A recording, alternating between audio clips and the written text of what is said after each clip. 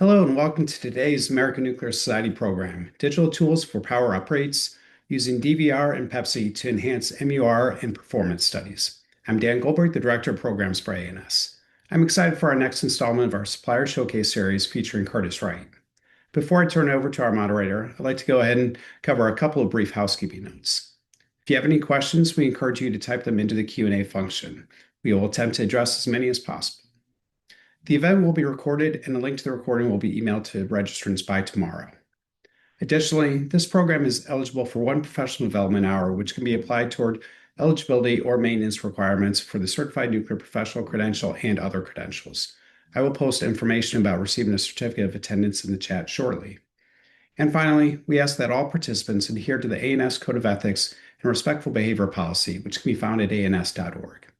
With those notes out of the way, I'd like to go ahead and introduce the moderator for this program, Jeannie Rapelius. Jeannie, welcome and thank you for joining us. Thank you, Dan. I'm so excited to be here with everyone today. So just to introduce our speakers, we have Derek, who has worked in the nuclear industry for over 13 years. He works in our plant optimization group as Senior Manager of Business Development. He is joining us today from Orlando, Florida.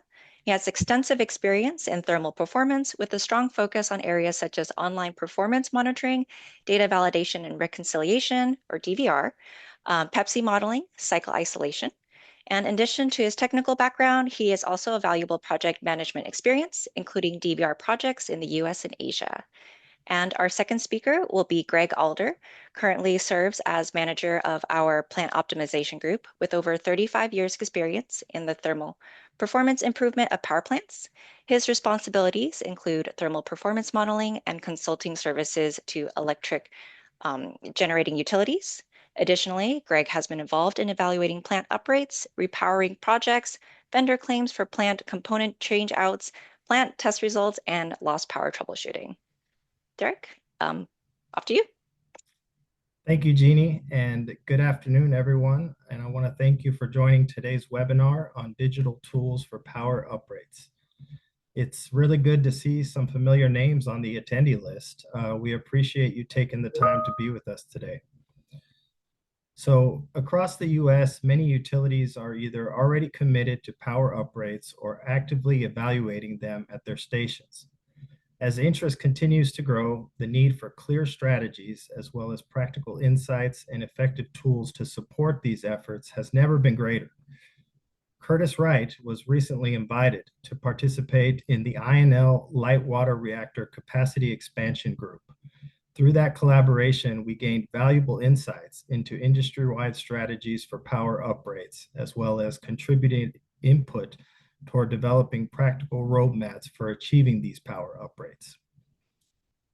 These efforts align closely with broader national initiatives, such as Executive Order 14302, called Reinvigorating the Nuclear Industrial Base, which has a goal of facilitating up to 5 gigawatts of power uprates across the existing US reactor fleet, while also supporting the construction of 10 large nuclear reactors by 2030. In parallel, the NRC is projecting approximately 6.5 gigawatts thermal, or roughly 2 gigawatts electric of power uprate applications by the end of 2030. More recently, there was a big announcement by Vistra of 433 megawatts electric of planned power uprates across their fleet of sites. This really underscores the real momentum behind these initiatives. So with this backdrop in mind today, this webinar is intended to provide you with an overview of several digital tools available to help support your power uprate initiatives. Today, we'll focus on how these tools can streamline analysis as well as reduce risk and support informed decision-making as you move forward. With that said, let's go ahead and get started.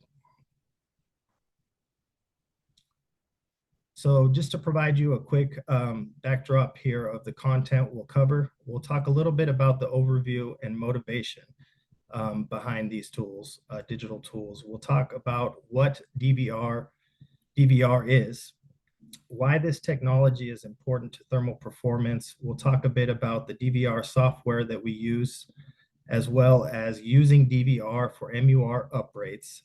We'll get into a little bit about the utility roadmap for implementation of DVR. And then Greg Alder will talk about PEPSE power uprate studies, and we'll finish up with a Q&A session. So feel free to put in your questions in the chat. So just to kick off here, a little bit of background information. So we at Curtiss-Wright, we're partnered with BTB Jansky. They're a company out of Germany that provides the DVR software. We provide this together with our PEPSE RT thermal performance monitoring software. So through this presentation, we're going to demonstrate how DVR is important to thermal performance and the benefits it provides, as well as how it can be used with power uprates. We're also going to walk through some examples to show you as well. So some of the key benefits here, we'll get into some of these in more detail a little bit later, and the focus of today will obviously be on MUR uprates, but DVR does provide contradiction-free, also known as reconciled plant data. This serves as an input for successive applications such as process simulation, plant performance monitoring, as well as advanced pattern recognition. One of the main uses of DVR, a very popular one, is power recovery. This involves the implementation of reconciled correction factors to your feed water flow and feed water temperature.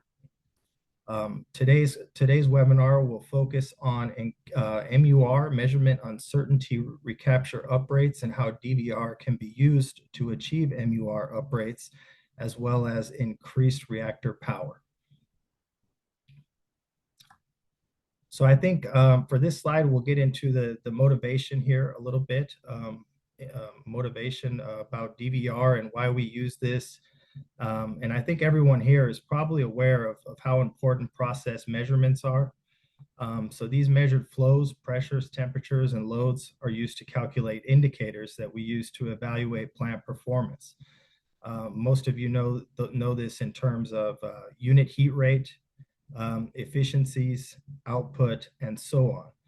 So one thing to remember here, to keep in mind, is that all plant instruments are susceptible to measurement error, whether that be manufacturing defect bias, equipment installation, instrument drift, component aging. All plant instruments are going to be susceptible to measurement error. So keep that in mind as I discuss, as we go through this presentation today. This introduces challenges or contradictory information when you're performing your process monitoring or your troubleshooting or optimization of plant operations. Software models often do need to be trained. However, if that data is being fed into these models, it is not error-free. You have an injection of systematic biases which may be introduced. Some of you may have heard of the old phrase, garbage in, garbage out.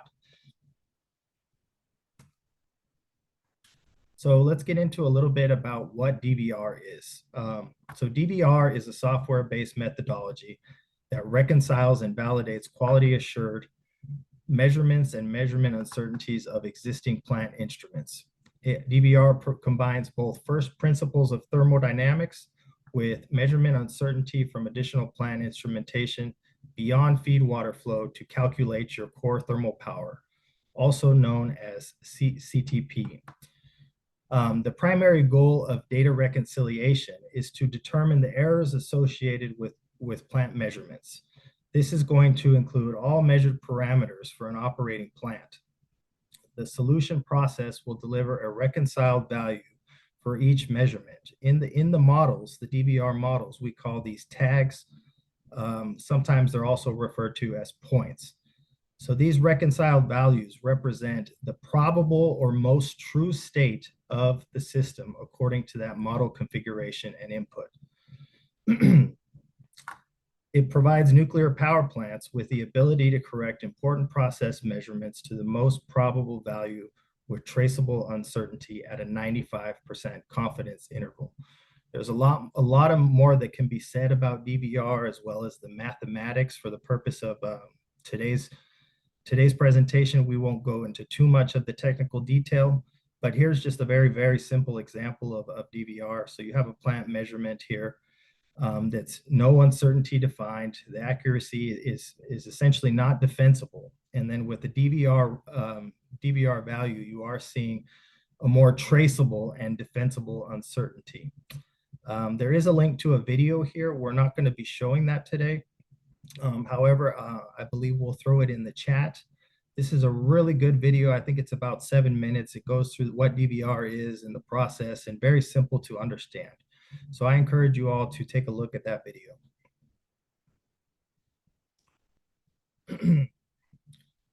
So how is DVR important to thermal performance? Well, there are some primary benefits when it comes to DVR's relevance to thermal performance. What you're getting from DVR is increased process measurement accuracy. You're also getting a detection of critical instrument drift. I know this is a big one with folks. You want to know when your instruments are drifting or out of calibration, for example. Also, you're getting reduced measurement uncertainties. When applied to thermal performance related measurements, there is an opportunity for significant megawatt electric megawatt output optimization. So here I have a table that kind of goes through more in detail about those benefits. I won't go through all of these, but as you can see, there's a DVR primary output, how the measurement is affected specifically, as well as the program application and thermal performance megawatt output recovery. An additional thermal performance application is the identification or qualification of cycle isolation losses. So these are going to be your high energy leaking valves on your secondary side. So DVR can actually assist with that. I know there's different tools out there for identifying and quantifying that leakage rate. We at Curtiss-Wright actually offer one of those, our valve leakage monitor, which is great and gives you an idea of how much the leakage rate, as well as how much that's costing you in terms of dollars. But it's good to note here that DVR also assists with that, cycle isolation losses. So getting more into the MUR side and how it's relevant to DVR, or DVR is relevant to MUR uprates. It's important to start out here with mentioning the topical report that was developed. So there is an NRC form 896. You're welcome to, this is actually the one that has proprietary information withholding determination for that EPRI report. The non-proprietary version is actually available for everyone to check out. That is also another link that can be put in the chat, Jeannie, if you'd like. This link can take you to the DVR topical report, which is now available using that Adams link right down below. So the DVR topical report, just some more information on it. So a very important piece of information here, taken straight from the topical report itself.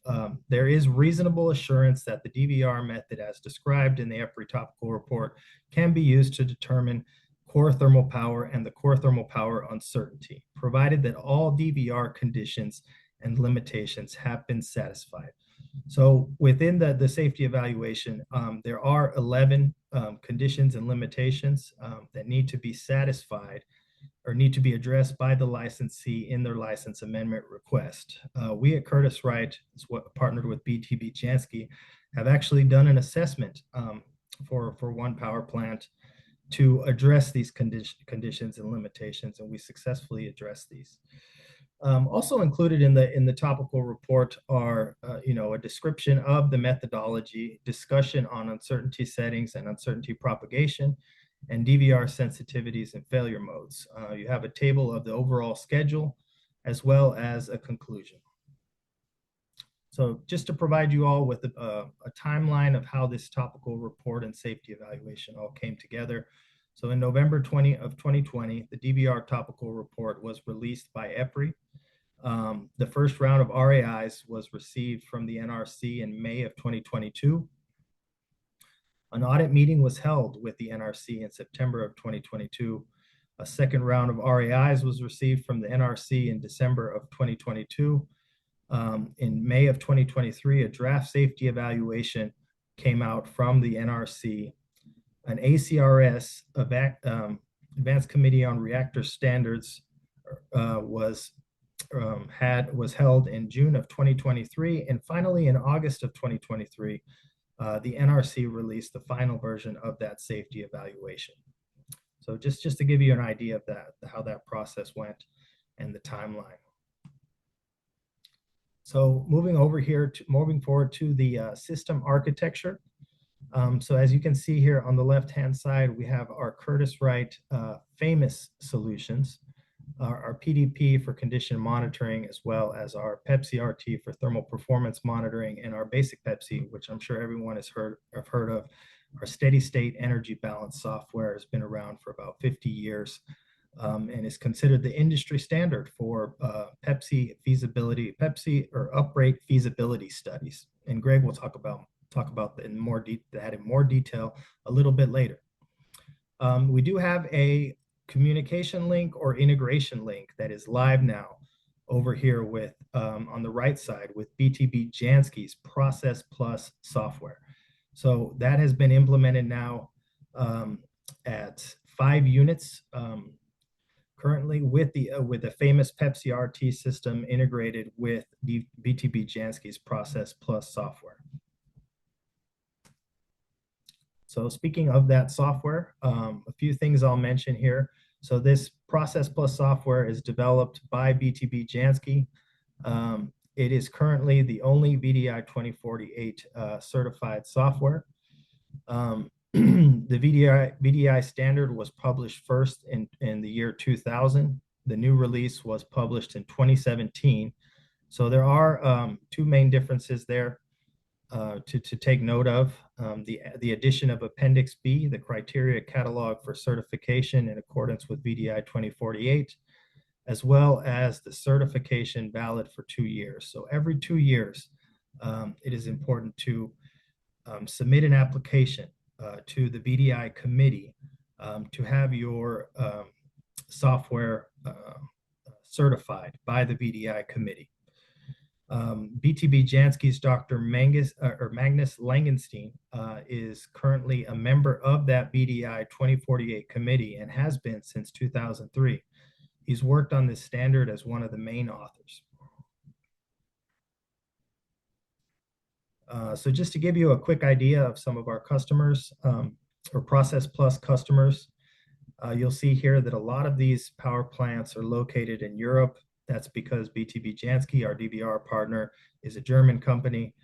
There are a few US plants here spread in, as well as plants in Japan as well. DVR can also be used for fossil power plants. I know the focus of today is for nuclear, but just wanted to mention that, as well as oil, gas, and pipelines, refineries. There's also practical applications. So getting into now to a bit about the evaluations of feed water flow measurement methods.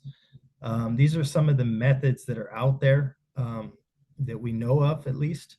So radioactive tracer is a method that's used in Switzerland through the Venturi nozzle. Non-radioactive tracer, or known as Chemtrack, UFM Caldon, the clamp-on system, that has been used in Belgium. AMAG's crossflow clamp-on system has been used in the United States, as well as very popular with the CANDU units. And one that probably most of you are familiar with is the LEFM system. So I think the LEFM system is applied at, I think, over half of the United States nuclear power plants. So speaking of LEFMs, one thing to mention here is one operating experience from BTB Jansky applying the DVR methodology to nuclear power plants. So in this example, there was a timely detection that led to an immediate repair of upstream straightener that was able to recover 8 megawatts electric and total production loss. So what DVR did here was provide an early detection for a change in the loop A here that you'll see on the top right graph. And this was actually a plant that had their feed water flow measurement being provided by an LEFM system.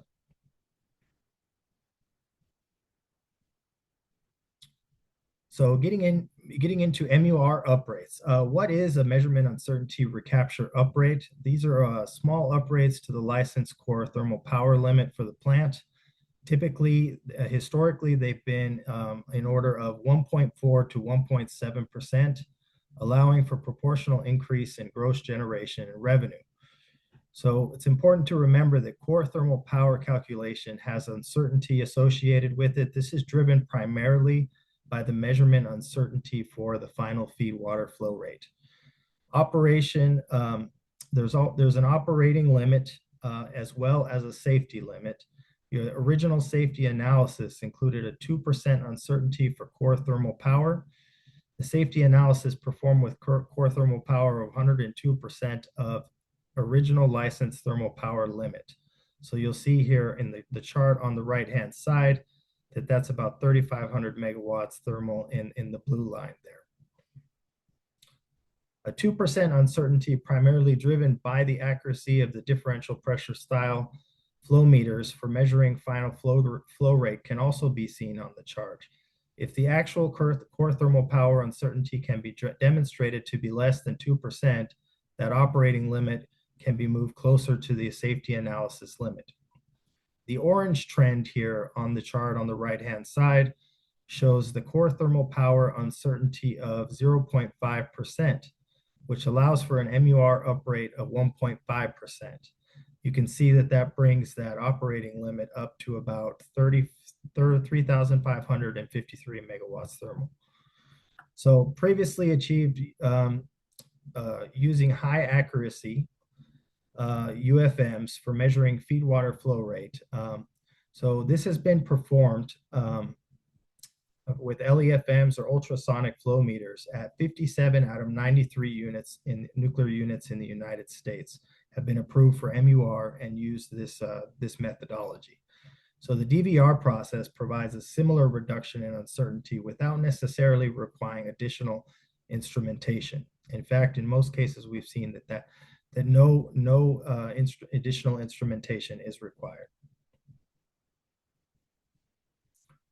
So historically, MUR, as we just mentioned, has been implemented based on high accuracy ultrasonic flow meters.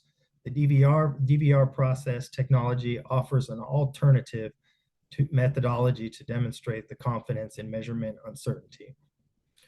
If DVR is used to calculate the critical power measurement or reactor power measurement uncertainties, and these uncertainties can be demonstrated to be less than the utility's licenses measurement uncertainty penalties, an application can be made to the regulator to recapture some of the measurement uncertainty penalty. DVR has been approved for MUR in Germany and was recently approved in the United States, as we saw. This is one example of our partner BTB Jansky implementing but receiving regulator approval for a DVR for MUR uprate. There was a utility in Germany by the name of KGG, had a power plant that submitted a license amendment request to implement a DVR for MUR uprate and received approval for a 1.5% MUR uprate that was based on DVR. Unfortunately, this plant decided shortly after that in 2008, the German government decided to phase out DVR. Therefore, this was not implemented. But it is important to remember here that this was approved. This is a full license amendment request for a non-LEFM plant. This is not replacing one technology with the other, such as a power plant that's using a UFM or an LEFM and would like to replace that with DVR as the basis for their MUR uprate. This is for a non-LEFM, non-UFM power plant that developed a license amendment request to use DVR for MUR. So what are some of the next steps for licensees or nuclear power plants if you are interested in using DVR for your MUR uprate? So for plants that have not yet performed an MUR uprate, we talked about a LAR or a license amendment request. This is something that will need to be submitted and includes information that addresses the safety evaluation released by the NRC. We talked about those 11 conditions and limitations. That topic alone is enough for its own standalone webinar. We won't get into those today, but there are 11 of them, and we have addressed those in an assessment recently, as previously mentioned. So you also need to have fully developed online DVR models, as well as the supporting documentation. Uprates of 1.5 to 1.6% are possible with DVR, depending on your plant instrumentation.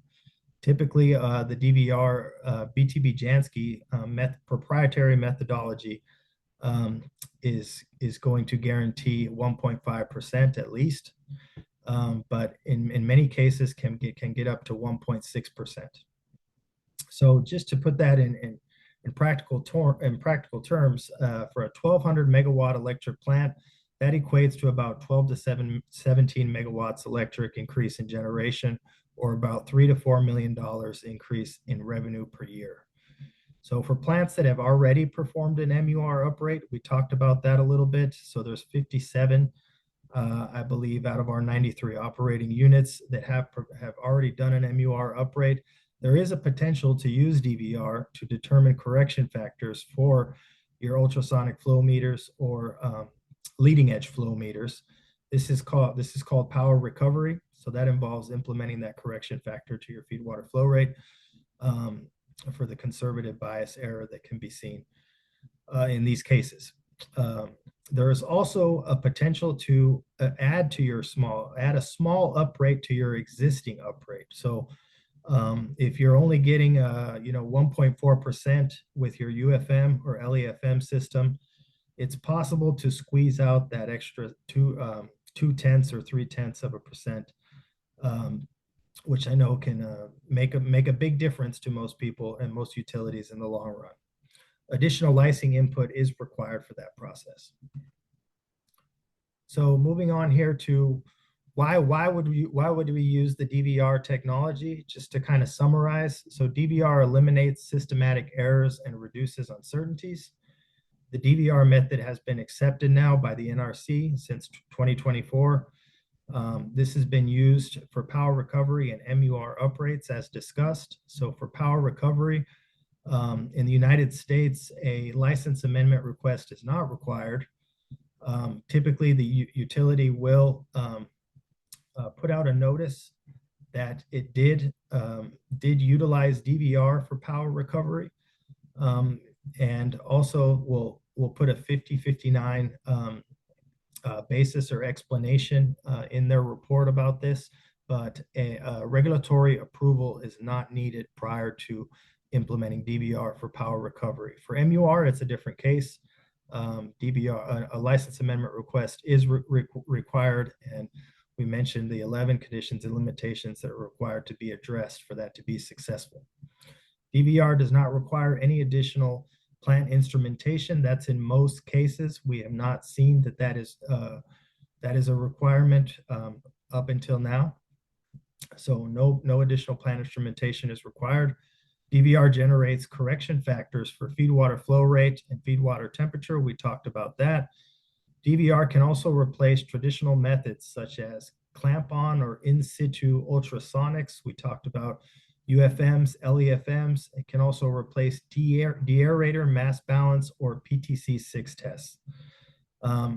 Finally, DVR represents the state-of-the-art digital twin technology.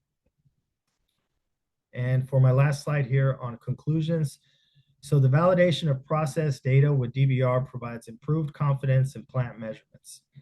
This DVR technology, supported by the Process Plus software, is certified according to the German DVR technical standard VDI 2048. So this is the Similar to our ASME here in the United States, this is the German Mechanical Engineers Committee that provides the standard for DVR. The mathematics that are happening behind the scenes of DVR are explained thoroughly in the BDI 2048 standard, if anybody's interested to take a look at that.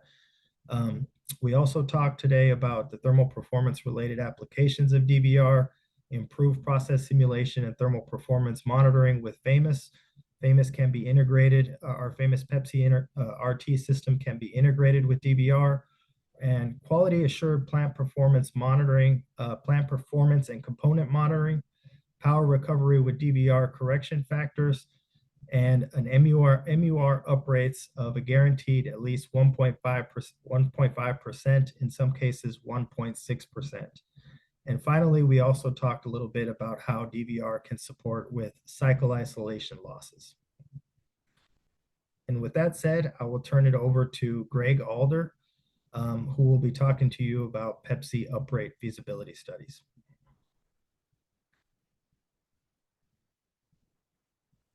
Thanks, Derek, and appreciate the opportunity to visit with this group and the application of using thermal performance modeling software with evaluating power uprates in nuclear power plants.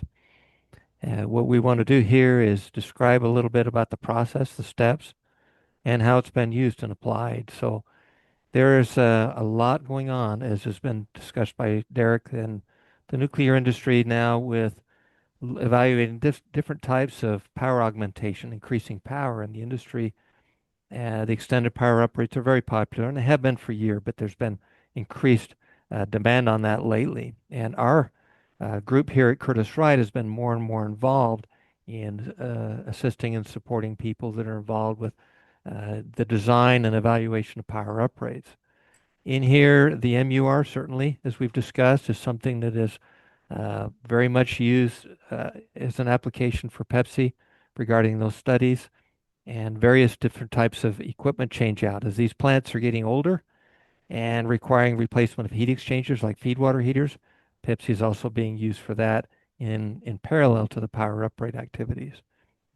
To provide these best predictions, using PEPSE gives us a good way of looking at it. Look at summer and winter behavior and other ways that PEPSE can evaluate and calculate and provide that kind of result to help with understanding how the plant would really behave after it goes through a power uprate. So they are currently, this is the best tool now available in providing some sort of a prediction. The PEPSE software is used in almost all nuclear power plants and actively being used by not just the utility users, but also architect engineers in these evaluations. So in these studies, equipment vendors, that being turbine manufacturers, heat exchanger manufacturers, they're also involved in these interactions that are going on with these power uprates. The vendor feedback, the vendor interaction is important as we're looking at design considerations and limitations of what a plant can do. If we're pushing 15 to 20% more flow through the entire cycle of the unit, this affects all kinds of things, like the velocity going through heat exchanger tubes is going to increase dramatically, which could cause problems with vibration and tube failure. So the PEPSE software is excellent to help us. We can look at the velocities in the tubes, the ability for components to transfer heat, for turbines to generate power. We can look at generator limitations. We can look at throttle valve modifications that are needed. And in here, the steps that are involved, and I'll go through these in the subsequent stages, but we have the collection of the data and the validation of the data that's going to go into the study. The development of the PEPSE model, this may be an existing model or it could be a new model. And then what we do once we develop the model is we tune the model to plant data to represent how the plant is running right now. And then at the end, after we've validated the model and the data going into it, we run the EPU and MUR case studies. So where do we get the data? How do we get that? How do we understand what data is required to put that into a PEPSE model? Next slide. Yeah. So the data that we look at is obviously we need to find any PEPSE model that would be available to the unit. And as I mentioned, all U.S. Nuclear power plants have or have had PEPSE models of their units. So taking these, we're able to use that as a starting point. Some are more updated than others. And then we obtain the information from the turbine manufacturer, such as the heat balance diagrams, thermal kits. We get information available as far as the data source, the plant historians. We do need to enter into the PEPSE model the calorimetric or the reactor power calculation. Design information on the current and the updated heat exchangers, such as the MSRs, condensers, and feed water heaters, any other types of components that are being updated through an EPU process. And as you know, EPUs, certainly those go over multiple refuel outages. And so we evaluate in steps, usually with an EPU using PEPSE. So current considerations are condition of the equipment, like the number of plug tubes in the reheaters, the feed water heaters, and the condensers. We need the P&ID diagrams to understand where sensors are located as we put that into the PEPSE model for tuning. We really need to understand how the plant's been operated historically and currently. So we need to have a dialogue with the plant to understand where it's been, where it is now, and where it's going. This is very important to have the communication with plant, not just the plant, but the plant, different teams and system engineering teams. We need to understand if there's any valve leakages. We need to know if there's any issues currently going on with the plant that they've been dealing with. It's difficult to go through a power uprate knowing that there's equipment that is degraded or potentially could fail. And often in the evaluation using PEPSE and the dialogue between the plant and the vendors, we're finding that there's a lot of value in being able to say the feed pump cannot function with this power uprate, or the feed pump turbine cannot function, or these extraction line and drain valves, they cannot take that kind of increased flow, 10, 15, 20% EPU flows. It's very important to understand the ability of the plant historically, now, and in the future, especially with an EPU, with heat rejection through the condenser and the cooling towers. So we need to understand how it would function in the winter and how it would function in the summertime.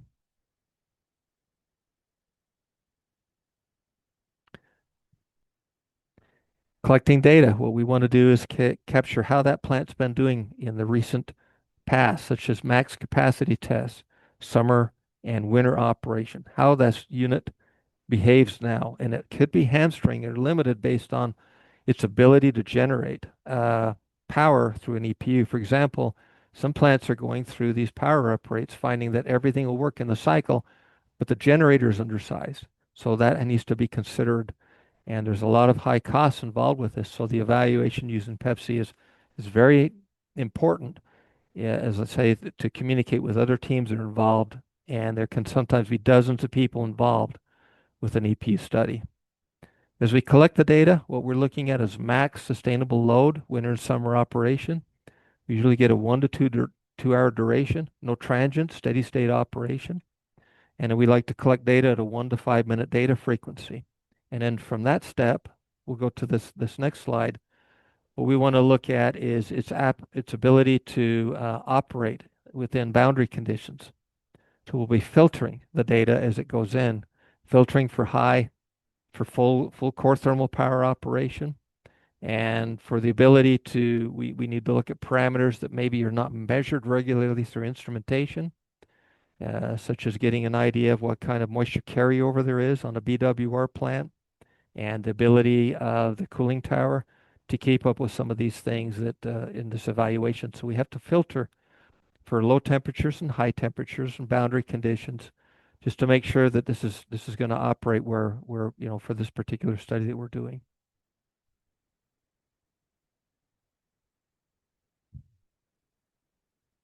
Next slide, yeah. So of importance is as Derek brought up with the DVR discussions, garbage in, garbage out. We need to make sure the data is viable. Sometimes when we use the data, on some instances, we found that the information provided by the vendors may have erroneous information, or maybe just little typos or things like that. Typically, that's very uncommon, but sometimes it's good to validate that. So part of that process is to evaluate the information to the vendors, and have a dialogue with them as far as what's going on with an EPU process. And then we also need to look at the plant instrumentation. And what are we going to do with that? There's error, there's random and bias error in all instrumentation readings that are fed into these calculations for model tuning. One way to do this is to collect this data, as I mentioned, 1 to 2 hours of data, and then we're looking at averages. But it's good before we get into the averages to go in and do some checks. We look at min, max operating conditions, average and standard deviation averages. We look for flat line points. We look for noisy sensors that have high bias, high error, random uncertainties. And we like to do maybe like a 2 sigma check, 2 times the standard deviation, to look at those operating bounds. If we find issues with this, we report this back to the plant, or the plant who's doing the EPU study investigates this with their instrumentation folks. And in some instances, we need to look at making some assumptions based on a noisy sensor or a flatline sensor. If they're critical to the tuning, they have an impact on what we're trying to do, and that needs to be discussed in any of the discussions or any follow-up reports when putting these together. But the most important thing here is to measure, is to reduce the measurement uncertainties to provide the best accuracy in the overall tuned model. So this gets us to the development or the updating of an existing PEPSE model. What we like to do is take this model and build it to match vendor provided information or design information, such as vendor heat kits and data provided from other types of vendors. We like to take this from a valve wide open condition, it's usually available in a thermal kit series, to 100%, which is core thermal power, all the way down to low load. And then we want to make sure the model at each one of those different cases, PEPSE has cases that represents each one of these loads, that it's benchmarked, and that we can hit the generated power, the gross power, within 0.1%, the pressures around 0.5 psi, and the enthalpy with 1 BTU. And we check everything. And important when we do this is to make sure that the model can run by taking equipment out of service, and that it becomes like a digital twin. So we can take heater strings out of service, or pumps, or say reheater tube bundles out of service, and make sure that the model functions as it would, as the plant would. Very important to this is to make sure that we enter the core thermal power or calculation, the calorimetric, to understand every part of that, so we can enter in the core thermal power and be able to automatically see the changes in the mass flow rate, feed water flow, and other parameters. Additionally, what we do is we take the heat exchanger information and we enter that in what's called design mode. In this case, we put in the number of tubes and then the number of plug tubes, tube length, tube material, and all types of parameters, because as we increase load and we increase flow through heat exchangers, the performance factors like the TTDs on the feed water heaters, they will increase, because we're changing the nature in some ways of the plant. As we're putting more flow through, the ability to transfer heat may change, usually in a way that goes downwards unless the equipment is updated. And so TTDs will step up. Reheater performance would go, the TTDs would go up, which means there actually would be a lessening of the ability to transfer heat. Okay. Another thing that's very important is we use PEPSE controls to be able to tune. And the tuning factors that are implemented represent the operation, seasonal operation. We want to be able to look at the behavior at a low and a high circulating water temperature. So we use PEPSE special features like controls and schedules to help us to get tuning factors. So the only thing that's done once the model is completed, the only thing we need to do really is change boundary connections like the core thermal power, or ambient conditions for a cooling tower, or circulating water conditions for a lake or river fed power plant. And in here are special features. Let's just type 7 streams to simulate changes in pressure drops as we push more flow through. As we push more flow through a pipe, we're going to see a change in the pressure drop. We have to model that such that it reflects pressure drop correctly when we push more flow through the plant cycle. We do have to be careful when we're building these models, because if there's any existing curves that are in the PEPSE model that are set for extrapolation, it could extrapolate out to unrealistic conditions. So there's an audit that's done in a PEPSE model, careful audit of any curves that are used to make sure that the behavior would be reflected correctly as we go to an EPU.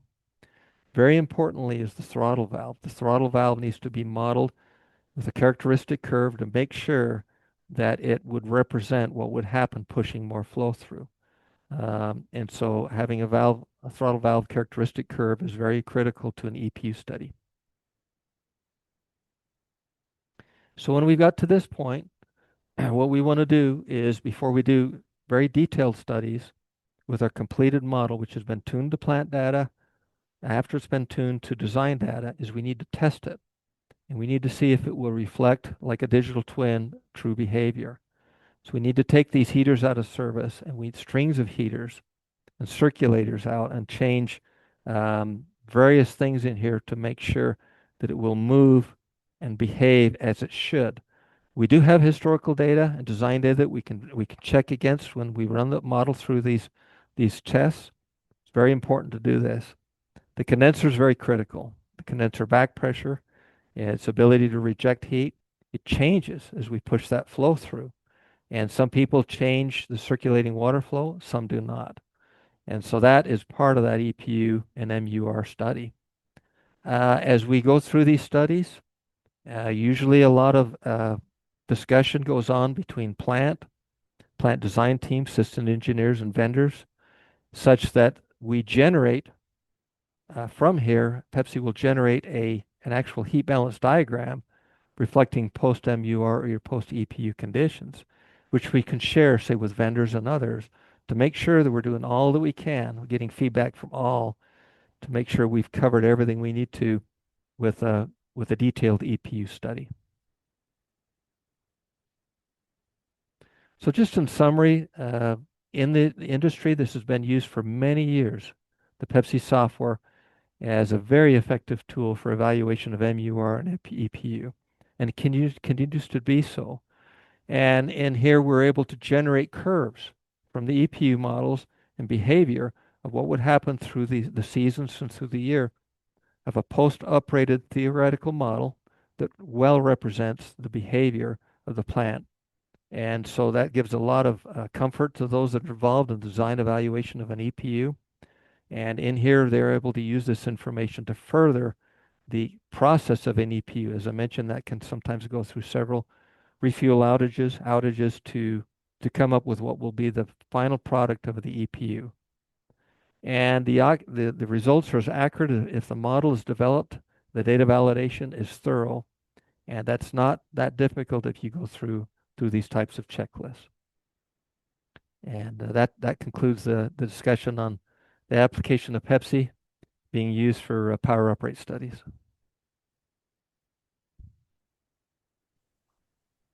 Thank you, Greg and Derek. We covered a lot of material in a short time, and we got some great questions coming in. I believe some of them have already been answered live. So I'll go ahead and ask as many remaining questions as I can with the rest of our time together. So the first question that we have here is, how long does it take to implement DVR? And to add on to that, how long does it take to perform a PEPSE uprate feasibility study? Yeah, I'll take that first one. Thank you, Jeannie, and that's a great question. So the DVR, there's two things here. A feasibility study can be performed, or it will typically take around 3 months. And that feasibility study is quite important because it can tell you whether there's any power recovery potential. Or in some cases, if you're using it for MUR, it can tell you the approximate uprate that can be achieved through an online implementation of DVR. So before you commit to a online implementation of DVR, you can find out if there's power recovery potential, and you can also find out if what potentially is your MUR uprate potential. Greg, you want to take the second part of that? Yeah, I'd be happy to. So regarding PEPSE, and PEPSE application for power uprate studies, the time it takes to do that really is based on the condition of the existing model, or if a model exists, and the availability of data. Typically, models do exist. Models need to be evaluated, audited to make sure that they are set so that we could use those for tuning. And the model, as I mentioned earlier, needs to be brought up and tuned to reflect current operating conditions. Once that's done, then, after it takes usually several weeks to get this done, and interaction actually that goes on with plant personnel and vendors, then we're able to use that model effectively for these EPU studies. Jeannie, if I could just add to that. So three Mhm. months on the DVR side, 3 months or about 3 months for a feasibility study, about 6 months for a full online implementation. And then you can add potentially in parallel 2 months or so for the development of 2 to 3 months for development of a license amendment request. So. Awesome. Thank you. The next question I have here is, can you share with us some nuclear plants that have already implemented DVR and how many megawatts were gained from those plants? Certainly. So in the case of MUR, we talked a little bit about the example of in Germany in 2008. So that's a license amendment request that was submitted and approved by the regulator for a 1.5% uprate, I believe somewhere in the range of 15 to 17 megawatts. On the power recovery side, however, we have seen some very, very high numbers. Our friends up to the north, Bruce Power, recently used DVR to perform a power recovery of 42 megawatts across 6 of their units that was recovered by implementing correction factors to their feed water flow measurements. Thank you. Next one. What is the impact of limited instrumentation available as inputs? So up until now, we have not run into the situation where we have recommended that a plant add instrumentation. Typically, nuclear power plants have very robust instrumentation. So it is possible, however, if you do have doubts, like I said, that feasibility study is a great option because we do take a look at the instrumentation, that the currently existing implementation in your power plant. We do an assessment of that, and typically up until now, we found that all nuclear power plants so far have a sufficiently robust instrumentation to utilize DVR for both power recovery, for online performance monitoring, as well as measurement uncertainty recapture uprates. Thank you. Have you used DVR with the PI system? Absolutely. So DVR is mostly used with the PI data historian data acquisition system. The only thing to note here is that in the case of a DVR for MUR uprate, we would need to bypass PI and connect directly to the DCS. Thank you. Next question I have, can you implement DVR without MUR, without NRC approval? Hopefully I asked that correctly. Okay. Yeah, I think I know the question. But so DVR in the United States, DVR can be implemented for online performance monitoring and for power recovery without regulatory approval. So please note that I say in the United States, the NRC approval is not required for power recovery. In other countries, I know a couple come to mind. If this was going to happen, DVR for power recovery, for example, would require some level of regulatory approval. Again, that's on a country-by-country basis. But in the case of MUR, using DVR for MUR uprates, I think it's almost certainly always going to require regulatory approval in any country. Thank you. Next question. Have you performed a, whoops, that got answered live before I could read it. I'm so sorry. It was, have you performed a power recovery study and found the unit was overpowered or over the licensed power level? Yes, I believe that has happened. So typically you have that conservative overpowering that is a good case for power recovery. That has happened, and we'd be glad to answer that one in more detail in a sidebar meeting, actually, if that's something that is of interest.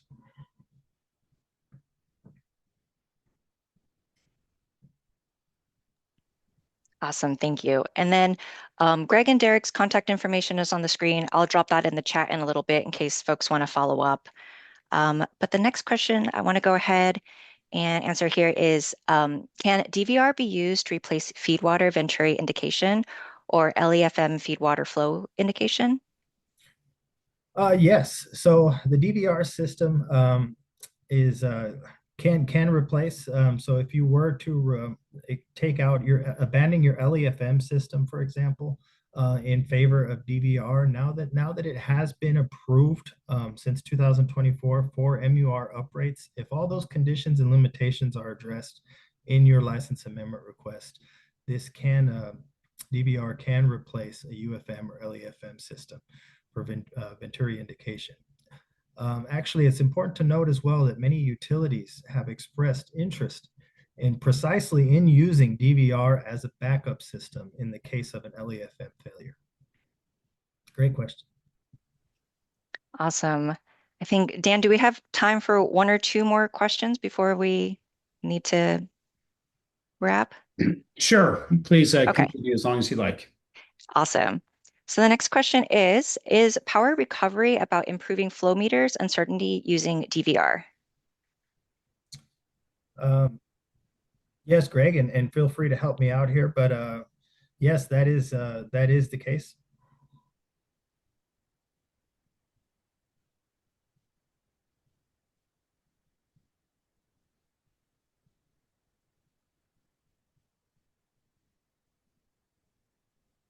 Okay, so hearing no comments from Greg, I'll go to the next Yeah. one.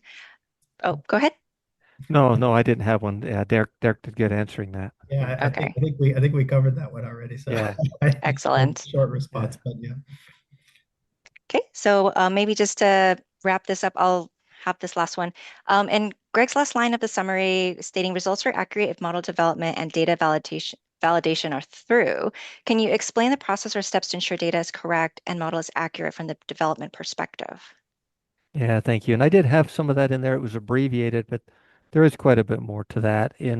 So the evaluation of the data to make sure the instrumentation is good and accurate, that process does take some time. You have to bring that in through spreadsheets, evaluate it, check it over time.